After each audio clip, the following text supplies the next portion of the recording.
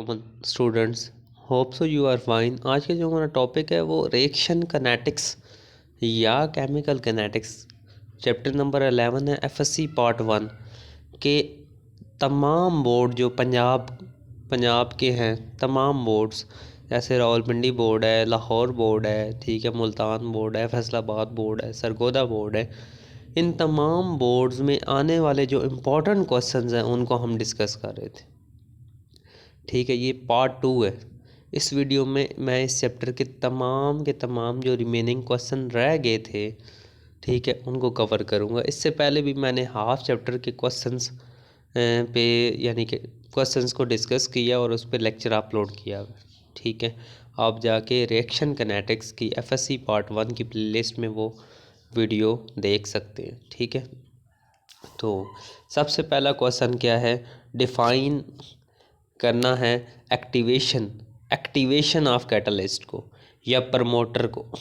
ऐसा सब्सटेंस जो कि एक्टिविटी ऑफ या जो कि परफॉर्मेंस ऑफ कैटलिस्ट को क्या कर दे, प्रमोट करे। A substance which promote the activity of catalyst is called a promoter और एक्टिवेटर और a catalyst for a catalyst. ठीक है, जैसे देखो, हम निकल यूज़ करते हैं hydrogenation of vegetable oil as catalyst use करते हैं। ठीक है, और इसकी अगर कैटालिटिक एक्टिविटी को इम्प्रूव करना है, इन्हेंस करना है, तो हम उसमें टोलोनियम क्या करते हैं या कॉपर क्या करते हैं, एज अ एक्टिवेटर यूज़ करते हैं। अगर हम कॉपर यूज़ करेंगे तो मोर एफिशिएंटली, ज़्यादा बेहतर अंदाज में वो क्या करेगा, वर्क करेगा। अब डिफाइन एनर्जी ऑफ एक्टिवेशन, और इसका यानी कि ये टेम्परेचर के साथ कैसे अफेक्ट होती है, ये हमने क्या करना है, एक्सप्लेन करना है। ये दो दफ़ा पेपर में आ चुका है। ऊपर वाला क्वेश्चन 7 दफ़ा पेपर में आ चुका है।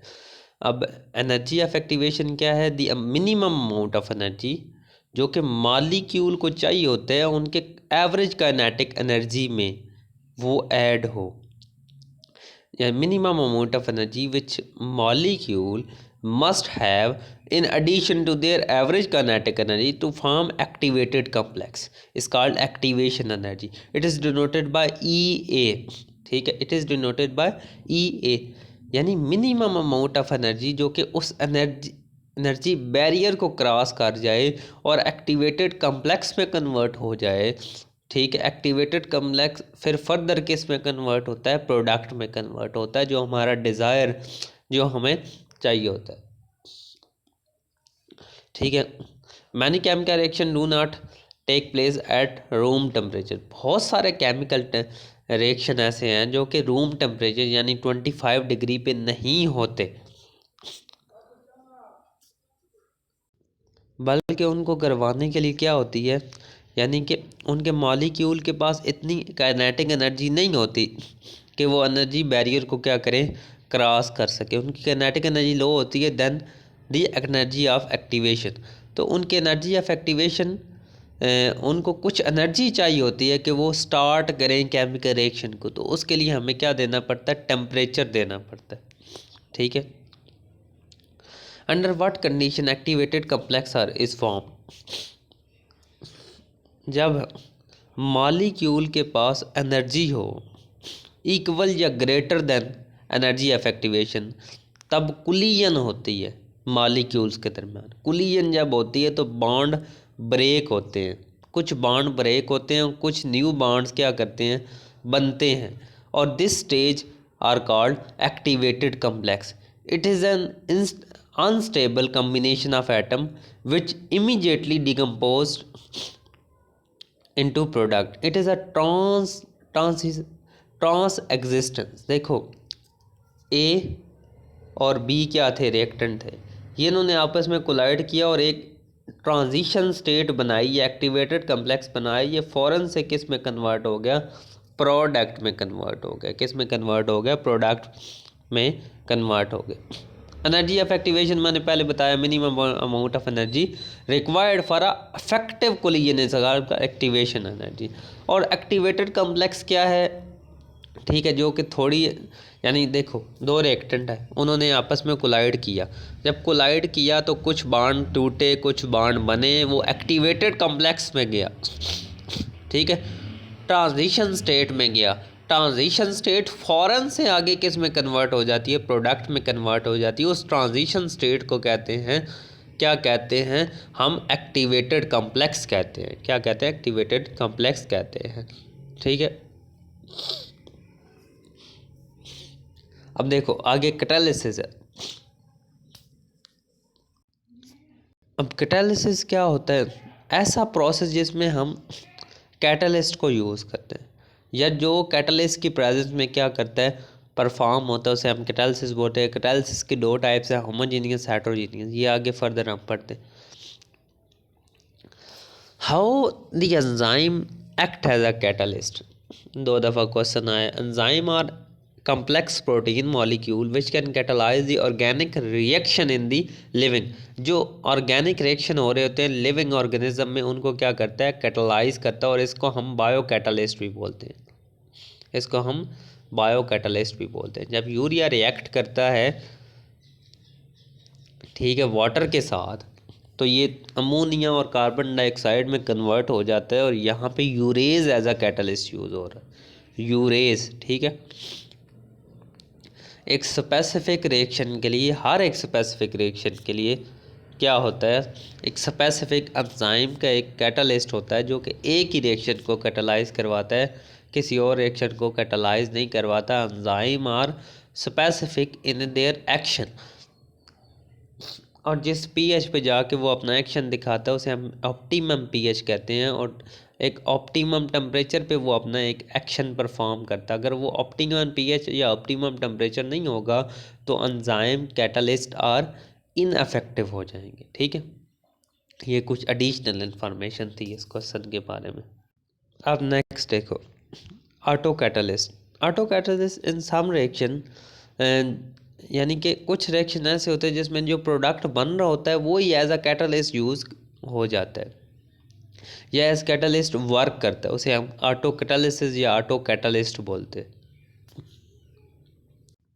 जैसे देखो हाइड्रोलिसिस ऑफ एस्टर देखो, तो इसमें जो एस्टिक एसिड बनता है वो as a auto catalyst use होता है फॉर अ फर्दर रिएक्शन। अब two catalytic characteristic of enzyme catalyst. Enzyme catalyst मैंने बताया हाईली स्पेसिफिक इन एक्शन होते हैं। ठीक है। ये इनकी जो परफॉर्मेंस होती है ये मैक्सिमम होती है at optimum pH and optimum temperature. Enzyme activities are enhanced by the presence of activator. जब एक्टिवेटर होगा तो उनकी जो एक्टिविटीज़ क्या हो जाएंगी, एनहांस हो जाएंगी। ये हाईली एफिशिएंट कैटलिस्ट हैं, और ये क्या करते हैं, कोई भी कैटलिस्ट है वो एनर्जी ऑफ एक्टिवेशन को क्या करता है, लोअर करता है। आगे होमोजीनियस और हेटेरोजीनियस कैटालिसिस में क्या फ़र्क है। होमोजीनियस और होमोजीनियस वो होता है जिसमें रिएक्टेंट एक रिएक्शन में जो रिएक्टेंट इन्वॉल्व हैं, और कैटलिस्ट है वो सेम फेज में। अगर रिएक्टेंट गैसियस फेज में है तो तो कैटलिस्ट भी क्या हो, गैसियस फेज पे। जैसे हम होमोजीनियस कैटालिसिस बोलते हैं। ठीक है। हेटेरोजीनियस कैटालिसिस वो है जिसमें कैटलिस्ट अगर लिक्विड फेज में है तो रिएक्टेंट क्या है, सॉलिड फेज में। अगर रिएक्टेंट सॉलिड में है तो कैटलिस्ट क्या होगा, गैसियस स्टेट में होगा। ये यानी कि देखो, यानी स्टेट डिफरेंट है रिएक्टेंट और कैटलिस्ट की। ठीक है। फाइनली डिवाइडेड कैटलिस्ट में प्रूव मोर इफेक्टिव। देखो, जब फाइनली डिवाइडेड कैटलिस्ट हम यूज़ करते हैं तो उसका सरफेस एरिया क्या होता है, ज़्यादा होता है। सरफेस एरिया ज़्यादा होगा तो possibilities of atom and molecule of reactant come in contact ज़्यादा होंगे, तो ज़्यादा रेट एक्सचेंज होगा। तो इट्स मीन हमारा जो फाइनली डिवाइडेड कैटलिस्ट है वो ज़्यादा इफेक्टिव होगा। जैसे कि कैल्शियम कार्बोनेट हो, ये पाउडर्ड फॉर्म में सल्फ्यूरिक एसिड के साथ ज़्यादा जल्दी रिएक्ट करता है एज़ कम्पेयर टू, यानी कि ये पाउडर्ड फॉर्म में ना हो, पत्थर की फॉर्म में हो। तो पत्थर की फॉर्म में होगा तो वो ज़्यादा जल्दी रिएक्ट नहीं करेगा as compare to powdered form. अब कैटलिस्ट कैसे रेट ऑफ रिएक्शन को अफेक्ट करता है? कैटलिस्ट एनर्जी ऑफ एक्टिवेशन को लोअर करता है। जब एनर्जी ऑफ एक्टिवेशन लोअर होती है तो greater number of molecule are able to get over the new, यानी कि ज़्यादा नंबर ऑफ मॉलिक्यूल उस एनर्जी बैरियर को क्रॉस करते हैं और प्रोडक्ट में कन्वर्ट हो जाते हैं और रेट ऑफ रिएक्शन हमारा क्या हो जाता है? हायर हो जाता है। अब effect of catalyst on the reversible reaction. अच्छा, कैटलिस्ट जो उनसे हैं वो does not take part in the chemical reaction, ये तो आपको पता होना चाहिए। वो सिर्फ केमिकल रिएक्शन को कैटलाइज करते हैं, ठीक है, रिएक्शन में हिस्सा नहीं लेते, ठीक। कंपोजिशन ऑफ कैटलिस्ट रिमेन, जो कंपोजिशन होती है, केमिकल कंपोजिशन होती है at the end of the reaction catalyst की सेम रहती है, बट उसकी फिजिकल स्टेट क्या होती है? चेंज हो सकती है या होती है। जैसे हम मैंगनीज ऑक्साइड यूज़ करते हैं डिकम्पोजिशन ऑफ पोटाशियम क्लोरेट में, जब ये स्टार्ट में होता है ग्रैन्यूल की फॉर्म में, यानी कि दानों की फॉर्म में होता है, जैसे चीनी के दाने होते हैं, ठीक है, लेकिन at the end of reaction ये पाउडर्ड फॉर्म में हो जाता है। ये जैसे सॉल्ट होता है ना, इस तरह पाउडर्ड फॉर्म में क्या होता है? कन्वर्ट। उसकी फिजिकल स्टेट चेंज हो जाती है बट उसकी केमिकल कंपोजिशन चेंज नहीं होती। देखो अब नेक्स्ट क्वेश्चन है, 3 दफ़ा है, मोस्ट इंपॉर्टेंट क्वेश्चन है। A particular catalyst is suitable for a particular reaction, यानी एक रिएक्शन, स्पेसिफिक रिएक्शन के लिए एक स्पेसिफिक कैटलिस्ट हमारे पास यूज़ होता है। जैसे मैंने आपको बताया, जब यूरिया को वाटर के साथ रिएक्ट करवाते हैं, अमोनिया और कार्बन डाइऑक्साइड बनती है, ठीक है, वहाँ पे urease as a catalyst use करते हैं। A catalyst is specific in reaction, एक पार्टिकुलर कैटलिस्ट ही एक पार्टिकुलर रिएक्शन के लिए वर्क करता है, वो किसी अदर रिएक्शन के लिए वर्क नहीं करता।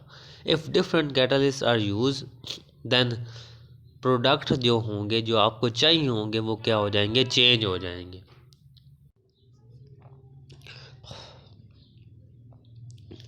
अब देखो नेक्स्ट क्वेश्चन है, why light speed up the reaction between methane and chlorine.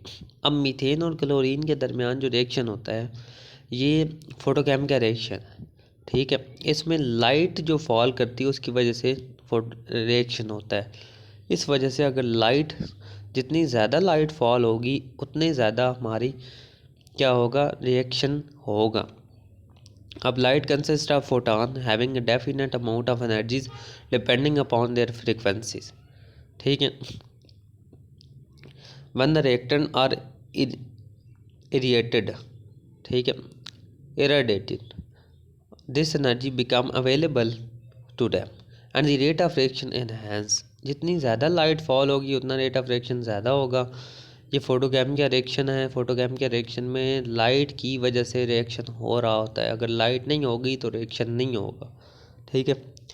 Catalytic poisoning, catalytic poisoning क्या है? Deactivation of catalyst by small amount of impurities is called catalytic poisoning, it may be temporary or permanent, ठीक। ये temporary भी हो सकती है, permanent भी हो सकती है, ऐसी चीज़ जो कैटलिस्ट की एक्टिविटी को क्या कर दे? कम कर दे, ठीक है, या कैटलिस्ट की एक्टिविटी क्या हो जाए? कम हो जाए due to some foreign substance, तो that foreign substance is called poison, ठीक है। जैसे हापर प्रोसेस में CO हो ना एज इम्प्योरिटी, तो वो हाइड्रोजन की क्या करता है? हाइड्रोजन की कंसंट्रेशन को डिक्रीज कर देता है, ठीक है। हाइड्रोजन के साथ CO हो तो वो कैटालिस्ट आयरन की एक्टिविटी को क्या कर देता है? डिक्रीज कर देता है। एंजाइम और स्पेसिफिक इन एक्शन मैं पहले बता चुका हूँ, enzyme highly specific in action है, ठीक है। एंजाइम, जो एक एंजाइम है वो एक ही रिएक्शन के लिए, यानी एक कोई एंजाइम है तो वो किसी एक रिएक्शन के लिए एज अ कैटालिस्ट सूटेबल है, वो किसी दूसरे रिएक्शन को कैटालाइज नहीं करेगा। जैसे यूरेज है तो वो यूरिया के रिएक्शन को कैटालाइज करेगा, इन्वर्टेज है तो वो शुगर के रिएक्शन को क्या करेगा? कैटालाइज करेगा। इस तरह नीचे देखो, फॉर्मिक एसिड है, फॉर्मिक एसिड Al2O3 की एज कैटलिस्ट यूज़ करें तो वाटर और कार्बन मोनोऑक्साइड बना रहा है। अगर हम यहाँ पे Cu कॉपर यूज़ करेंगे एट कैटलिस्ट तो वो यहाँ पे हाइड्रोजन और CO2 बना देगा। देखो प्रोडक्ट चेंज हो गया, कैटलिस्ट को चेंज करने की वजह से। रेट ऑफ रिएक्शन को डिटरमाइन करने के जो फिज़िकल मेथड हैं स्पेक्ट्रोमीट्री, इलेक्ट्रिकल कंडक्टिविटी मेथड है, डायटोमिक मेथड है, ठीक है, रिफ्रैक्टोमेट्रिक मेथड है। अब कैटलिस्ट की कैरेक्टरिस्टिक, कैटलिस्ट क्या है, केमिकली अपनी कंपोजिशन, पहली कैरेक्टरिस्टिक केमिकली कंपोजिशन को चेंज नहीं करता बल्कि physical composition at the end of reaction change होती है। कैटलिस्ट रिएक्शन में हिस्सा नहीं देखता बल्कि उसको क्या करता है, उसकी रेट ऑफ रिएक्शन को बढ़ाता है। सेकेंडली, हम जब कैटलिस्ट को फाइनली डिवाइडेड फॉर्म में यूज़ करते हैं तो ज़्यादा इफेक्टिव होता है, ठीक है। थर्ड ये है कि कैटलिस्ट जो है उन रिएक्शन को कैटलाइज नहीं करता जो थर्मोडायनेमिकली फिजिबल ना हो, ठीक है। नेक्स्ट, एंथैल्पी और एक्टिवेशन ऑफ एनर्जी में क्या है, डिस्टिंग्विश करें एंथैल्पी और एक्टिवेशन ऑफ एनर्जी को। अब पहले minimum amount of energy required for effective collision is called activation energy, ठीक है। ये एक्टिवेशन एनर्जी की डेफिनेशन है सिंपल सी। एंथैल्पी क्या है, the enthalpy change occur when the certain number of mole of reactant as indicated by a chemical reaction react together completely to give a product under standard condition। standard condition क्या है, 25 degree और 1 atmospheric pressure, ठीक है। इसके unit क्या है, kilo joule पर मोल, और इसको डेल एच से रिप्रेजेंट करते हैं और एनर्जी ऑफ एक्टिवेशन को ई ए से रिप्रेजेंट करते हैं। या नेक्स्ट क्वेश्चन है, जो sum of the coefficient of the balanced chemical equation is not necessary important to give the order of reaction, give reason in support of your answer। देखो मैं पहले बता चुका हूँ आपको, जो ऑर्डर ऑफ रिएक्शन है वो एक्सपेरिमेंटल क्वांटिटी है, ना कि थ्योरेटिकल क्वांटिटी, ठीक है। हम ऑर्डर ऑफ रिएक्शन को बैलेंस केमिकल इक्वेशन से नहीं निकाल सकते। इसके लिए कोई भी रिएक्शन होता है, हम उसका ऑर्डर निकालने के लिए उसका एक्सपेरिमेंटल रेट लॉ लिखते हैं, वहाँ से ऑर्डर ऑफ रिएक्शन निकालते हैं, ठीक है।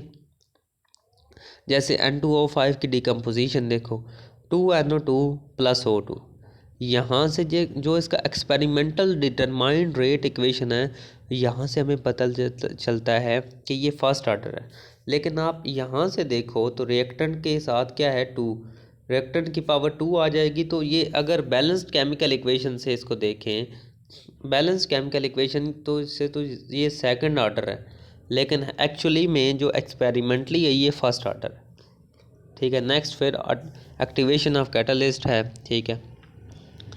प्रमोटर की डेफिनेशन है सिंपली जो प्रमोट करे, ठीक है, activation of activity of catalyst को, ठीक है। ये हम पहले पढ़ चुके हैं।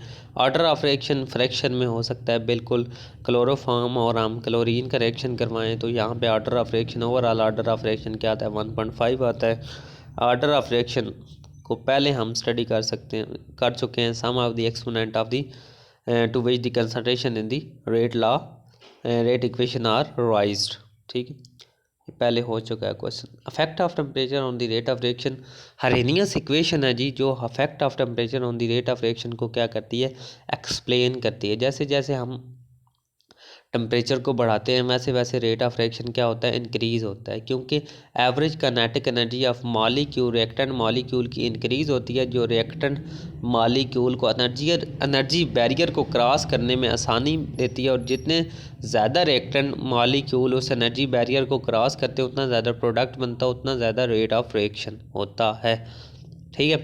अब नेक्स्ट देखो रेट डिटर्मिंग स्टेप। रेट डिटर्मिंग स्टेप क्या है, अब देखो मैंने आपको बताया कम्प्लेक्स रिएक्शन, जो कुछ कम्प्लेक्स रिएक्शन होते हैं, कुछ एलिमेंट्री रिएक्शन। एलिमेंट्री रिएक्शन वो होते हैं जो सिंगल स्टेप में हो जाते हैं, कम्प्लेक्स रिएक्शन वो होते हैं जो मोर देन वन स्टेप में होते हैं।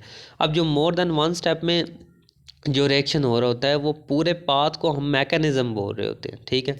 जैसे फिर मैं लिख रहा हूँ, ए कन्वर्ट हुआ बी में, बी कन्वर्ट हुआ सी में, और सी कन्वर्ट हुआ डी में। अब डी जो सा था वो हमारा रिक्वायर्ड प्रोडक्ट था, ठीक है। पहला रिएक्शन जो हुआ वो फास्ट हुआ, दूसरा स्लो हुआ, तीसरा फास्ट हुआ, ठीक है। तीसरा फास्ट हुआ, ठीक है। अब जो इस मैकेनिज़्म में इन तीनों रिएक्शन में जो फास्ट रिएक्शन था, वो जो स्लो रिएक्शन था वो रेट डिटरमिनिंग स्टेप था। हम उससे क्या निकालेंगे, रेट ऑफ रिएक्शन निकालेंगे, ठीक है।